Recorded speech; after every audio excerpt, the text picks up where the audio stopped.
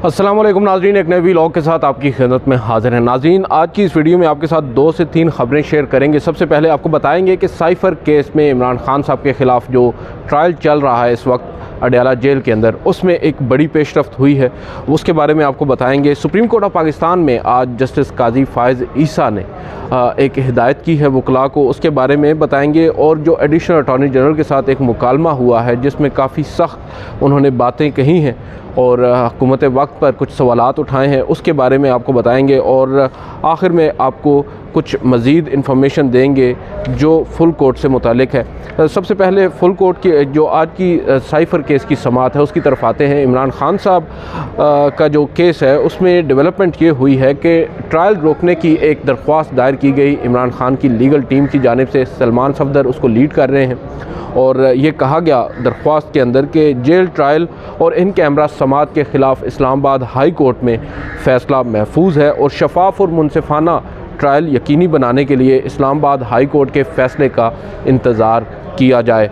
और jail trial जब चल रहा था, आज जब समाअत का आगाज़ हुआ तो तब ये दरख्वास्त दौरान ट्रायल दायर की गई और इस पर इस्लामाबाद हाई कोर्ट के हवाले से जो अदालत है या जज अबुल हसनात हैं जो ट्रायल को लेकर चल रहे हैं, उन्होंने ऑब्ज़रवेशन दी कि इस्लामाबाद हाई कोर्ट का कोई हुक्म इम्तना नहीं है, कोई स्टे ऑर्डर नहीं है समाअत रोकने के हवाले से, लिहाजा हम समाअत नहीं रोक सकते और ना रोकी जा सकती है।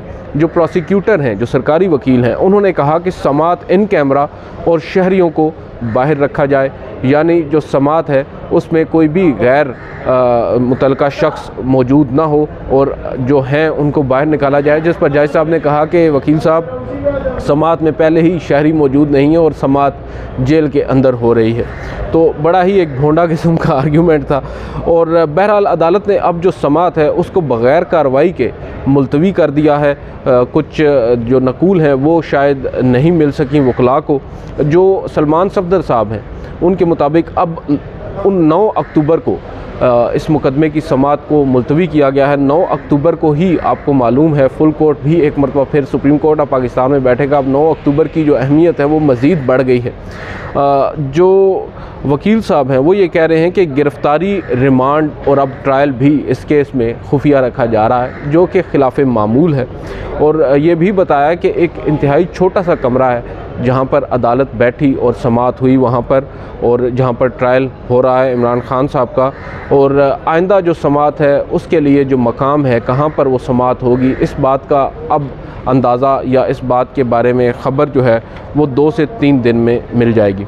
इसके बाद आज एक और केस में एक वकील साहब सुप्रीम कोर्ट ऑफ पाकिस्तान में पेश हुए और उन्होंने अदालत से इल्तिवा मांगा। तो उस पर chief justice of Pakistan justice Qazi Faez Isa ने कहा कि आप किसी दुकान पर जाते हैं तो वहाँ पर एक बोर्ड चिस्पा होता है, एक नोटिस चिस्पा होता है कि उधार मांग कर शर्मिंदा ना हो।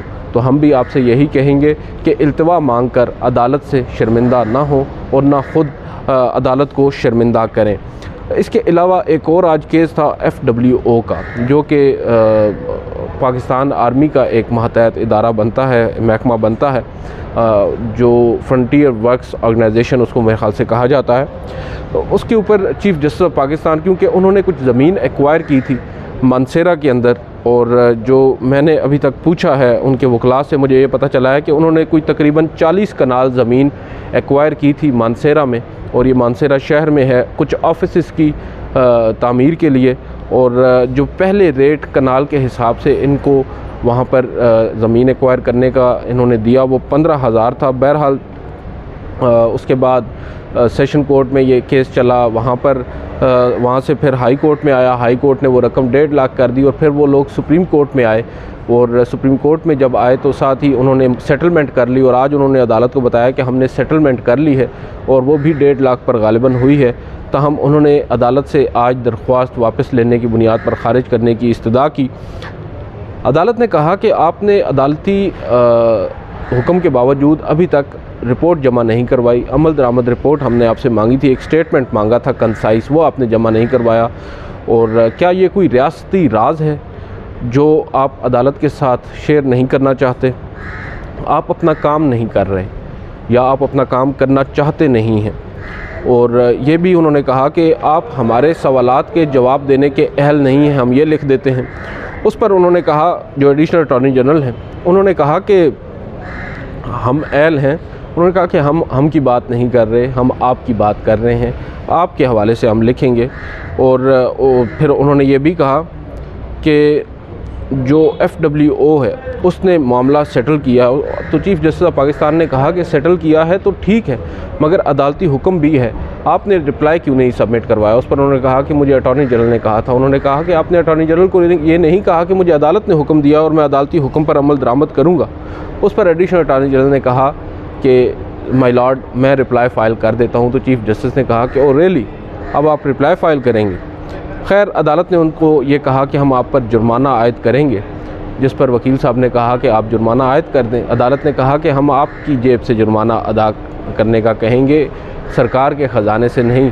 उस पर वकील साहब ने कहा कि मैं अपनी ही जेब से अदा करूँगा, जिस पर चीफ़ जस्टिस खुद एक कदम पीछे हटे। उन्होंने कहा कि क्योंकि आपने इतनी ग्रेस दिखाई है और आपने कहा है कि हम जो है अब अपनी जेब से जुर्माना आयद करेंगे, लिहाजा हम आप पर जुर्माना आयद नहीं कर रहे। अब अदालत ने जो दरख्वास्त है इसको निपटा दिया है।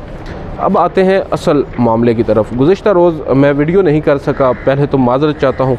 एक हमने इब्तिदाई वीडियो की थी, उसके बाद मैंने कहा था कि एक वीडियो मज़ीद करेंगे, मगर वक्त की किल्लत के बायस नहीं कर सके।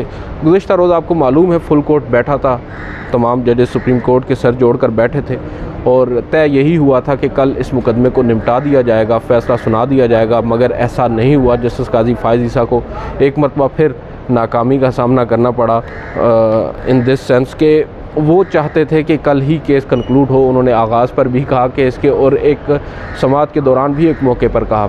बहरहाल वकला के गैर ज़रूरी आर्गूमेंट के बायस केस मज़ीद लटक गया। सिवाय एक वकील के, उज़ैर भंडारी साहब, उन्होंने कुछ बड़े ही अहम आर्गूमेंट्स किए और बड़े उम्दा आर्गूमेंट्स किए। अब मैं आपको बताता हूँ कल की जो समाअत है उसके दौरान जो ऑब्ज़र्वेशंस आई हैं जजेस की जानिब से, उससे आपको अंदाज़ा होगा कि इस वक्त सुप्रीम कोर्ट कहाँ पर खड़ी है और इस केस का क्या फ़ैसला हो सकता है। जहाँ तक बात है, मुख्तलिफ़ लोग बात कर रहे हैं। मैंने भी कल ट्वीट किया था कि अब वाज़े हो चुका है जो तफरीक है जजेस के दरमियान, वो बिल्कुल आयां है कि फ़लाँ जज जो है वो वहाँ इस साइड पर खड़े हैं। अब आप देख लें, अगर हम शुरू करें जस्टिस काजी फ़ाइज़ ईसा से, तो जस्टिस काजी फ़ाइज़ ईसा, जस्टिस मंसूर अली शाह, जस्टिस अतर मिनल्ला, जस्टिस मोहम्मद अली मज़हर, जस्टिस सरदार तारिक मसूद, जस्टिस जमाल ख़ान मंदोखेल, ये वो जजेस हैं जो बिल्कुल इस बात पर अटल हैं कि ये जो कानून बना है ये बिल्कुल दुरुस्त बना है और ये अदलिया की आज़ादी पर हमला नहीं बल्कि अदलिया को मज़ीद मजबूत करने के हवाले से है। जबकि दूसरी जानिब justice Ijazul Hasan, justice Munib Akhtar, justice Ayesha Malik, justice Shahid Waheed, justice Mazahir Ali Akbar Naqvi, ये वो जजेस हैं जो ये समझते हैं कि ये कानून कतन दुरुस्त नहीं है, पार्लिमान के पास ये कतन इख्तियार नहीं है कि वो अदालती मामलात में मुदाखलत करे। अगर कानून बनाना भी है या इस तरह की कोई तब्दीली लानी भी है, या तो वो आइनी तरमीम से लाई जा सकती है या फिर सुप्रीम कोर्ट के अपने जो 1980 के रूल्स हैं उनमें तब्दीली करके लाई जा सकती है। तो ये तो मैंने आपको जजेस की तकसीम बताई है। अब कई ऐसे जजेस हैं जो अभी तक अनडिसाइडेड नज़र आ रहे हैं। हमारी अपनी जहाँ तक असेसमेंट है उसके मुताबिक तो शायद हमें मालूम है, लेकिन हम वो बात कर रहे हैं जो कमरा अदालत में नज़र आ रही है। जस्टिस या अफरीदी, अगर चीफ़ जस्टिस की राइट साइड पर हम देखें तो वो एक ऐसे जज हैं जिन्होंने अभी तक अपना माइंड डिस्क्लोज़ नहीं किया। वो कि उनके बारे में तासुर यही है कि उनका टिल्ट जस्टिस काजी फ़ाइज़ ईसा, जस्टिस मंसूर अली शाह की तरफ ही होगा, मगर उन्होंने भी अभी तक अपना माइंड डिस्क्लोज़ नहीं किया। इसी तरह जो दूसरी साइड पर जस्टिस अमीनुद्दीन ख़ान हैं, जस्टिस हसन अज़हर रिज़वी हैं, वाहिद एक जज हैं जस्टिस हसन अज़हर रिज़वी, जो 2 समातें हो चुकी हैं इस केस की और तवील समातें हो चुकी हैं। कल की समात को तकरीबन 7 से 7.5 घंटे पर मुहित थी और एक वाहिद वो जज हैं जस्टिस हसन अज़हर रिज़वी जिन्होंने he did not even utter a single word, उन्होंने एक लफ्ज़ भी अदा नहीं किया, कोई ऑब्ज़र्वेशन नहीं दी, कोई सवाल तक नहीं उठाया। उनके बारे में भी अभी ये कहना मुश्किल है कि वो क्या फ़ैसला देंगे, क्योंकि माजी में वो उस 8 रुकनी लार्जर बेंच का हिस्सा ज़रूर थे जिसने इस कानून को अबूरी तौर पर मुअत्तल किया था, मगर अब क्या इस कानून को कलअदम करार देंगे या इसको बरकरार रखेंगे, इस बारे में हतमी तौर पर ये नहीं कहा जा सकता, क्योंकि हमने जो फैक्ट्स हैं जो हमारे सामने मौजूद हैं उनको देखकर अपनी राय अख़ज़ करनी है। तो ये दो ऐसे जजेस हैं, जस्टिस हसन अज़हर रिज़वी, जस्टिस अमीनुद्दीन ख़ान और जस्टिस याह्या अफरीदी, 3 ऐसे जजेस हैं। और चौथे इनमें आप शामिल कर लें जस्टिस मुसर्रत हलाली को। जहाँ तक मेरी अंडरस्टैंडिंग है उन्होंने गुज़िश्ता रोज़ टू सम एक्सटेंट अपना माइंड डिस्क्लोज़ किया है, और जो उन्होंने कल एक सवाल उठाया है, उन्होंने वो बड़ा ही उम्दा सवाल उठाया है। अव्वल तो कमरे अदालत में जब उन्होंने सवाल करने की कोशिश की तो उनका सवाल कोई सुन नहीं रहा था। उन्होंने 3 से 4 मरतबा कहा कि can I have a question, can I have a question. फिर उन्होंने कहा कि can I ask a question. उस पर भी किसी ने नहीं सुना, तो उन्होंने बाद में ऊंची आवाज़ में कहा कि मेरी बात सुन लें वरना मैंने सबको डिस्टर्ब कर देना है। उसके बाद तमाम जजेस मुस्कुराए, उनकी तरफ देखा, उन्होंने कहा कि इस कानून के साथ ये लिखा हुआ है कि एक कानून का हवाला है, तो ये किस कानून का हवाला है कि उस कानून को मद्देनज़र रख कर बनाया गया। तो उस पर उन्होंने कहा कि जब ये रूल्स बनाए गए थे 1980 के, उस वक्त तो कानून मौजूद नहीं था, कानून 2023 में आया है। तो साथ उन्होंने दबे अल्फाज में ये कहा कि मुझे तो ऐसे लग रहा है जैसे एक आइनी तरमीम कर दी गई है गैर आइनी तरीके से। तो उससे ये अंदाज़ा लग रहा है या हो रहा है कि अभी तक तो शायद जस्टिस मुसर्रत हलाली भी जस्टिस इजाज़ुल एहसन के कैंप में हैं, और जो अंदाज़े लगाए जा रहे हैं कमरा अदालत में बैठे सहाफ़ियों की जानिब से या वकला की जानिब से, तो उसमें अब गेम जो है वो अक्सरियत से अक़लियत में नहीं तो कम से कम बराबरी की सतह पर तो आती जा रही है। जस्टिस काजी फ़ाइज़ ईसा के लिए अपने हक़ में या अपनी जो एक अक्सरियती फ़ैसला लेना है वो अभी तक बड़ा ही एक चैलेंज नज़र आ रहा है। तो देखते हैं इसमें क्या होता है। एक और ऑप्शन भी सामने आ रहा है, हो सकता है जहां तक अपील का हक़ देने का मामला है इस कानून के अंदर, supreme court practice and procedure act के अंदर, उसमें चीफ़ जस्टिस ऑफ पाकिस्तान समेत तमाम जजेस उस मामले को रीड डाउन कर दें, यानी पार्लिमान को वापस भेज दिया जाए। जहाँ तक बात है जस्टिस इजाज़ुल एहसन की, उन्होंने कल एक बड़ी अहम बात की। उन्होंने कहा कि जो जुडिशरी है वो अपने रूल्स ख़ुद बना सकती है, और अगर आप लोग मेरे साथ बेयर करें मैं आपको